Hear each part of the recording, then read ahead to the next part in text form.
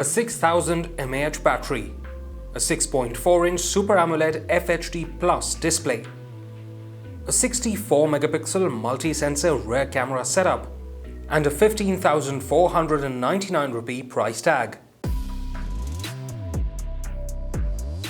This and more is everything that's common between Samsung's Galaxy M31 and Galaxy F41 smartphones. Now, the F41 is the more recent of the two, but both on paper and in person, you likely won't be able to tell them apart. Which begs the question, why has Samsung launched the Galaxy F41 when the Galaxy M31 already exists? Hey guys, I'm Soham, you're watching the EJ Tech Show, and today I'm going to find out whether this is a case of mistaken identity or old wine in a new bottle.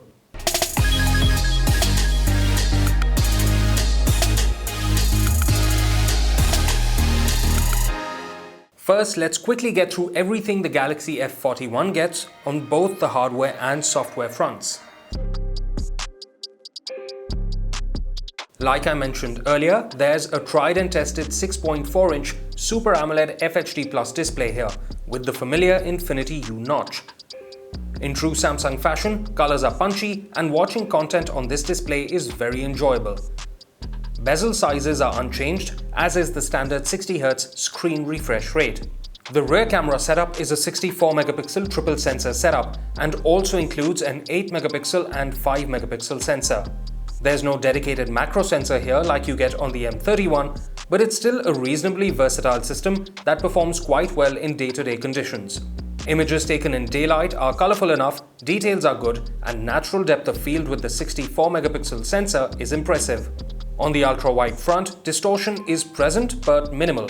I would have preferred if the colors were closer to those on the main sensor, but it's not a deal breaker. Portrait shots are decent, with edge detection doing its job well most of the times, even when taking images of objects. Low-light images from the rear camera are alright enough, with the dedicated night mode sprucing things up and working well to eliminate noise. For selfies, there's a 32 megapixel sensor that does well if you throw enough light into the mix, and edge detection is very good for a single sensor setup. Both the front and rear cameras take up to 4K videos at 30 fps and slow motion videos at up to 240 fps in 1080p resolution. When it comes to design, there's again the signature M-series polycarbonate body with a fingerprint sensor at the back that's just as reliable and quick as ever. In fact, this fusion green color is very similar to what was offered on the M30s, but it looks much better when compared to the options offered on the M31.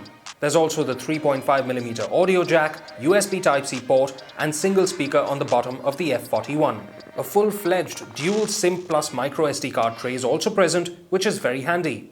Before I forget, this device packs in a massive 6000 mAh battery, which we've gotten so used to seeing on Samsung smartphones, and with moderate use, it's easily a 2-day battery life. It charges at up to 15 watts, which does take over 2 hours to charge the phone from 0 to full, but then again, you won't be charging this nearly as often as other devices. On the software front, things are largely the same. It's still Android 10, but the F41 runs One UI Core 2.1, which adds features like single take that allow you to take multiple videos, photos, and boomerangs with a single click.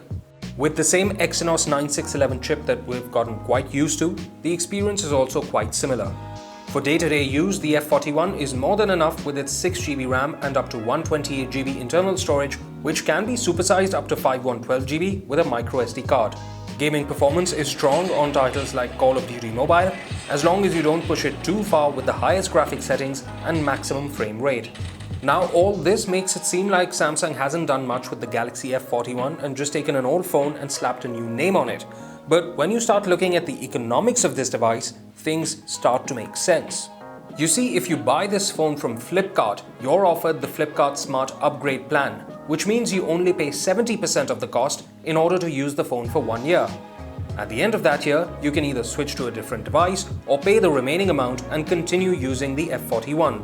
This brings down the effective cost from the 15,499 starting price for this device considerably, and coupled with available credit card offers, you can end up getting the F41 for a lot cheaper than its actual cost. When you take that into consideration, you're getting a whole lot of value for money, and at this price point, that's what it's all about.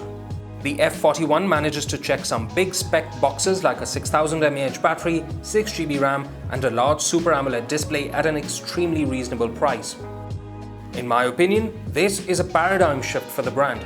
It's taking everything that was good about the M series and putting it in its new F series, so it can expand options for its customers at a very competitive price point. If you ask me, the new Galaxy F series with this new Galaxy F41 is all set to be your next best daily driver.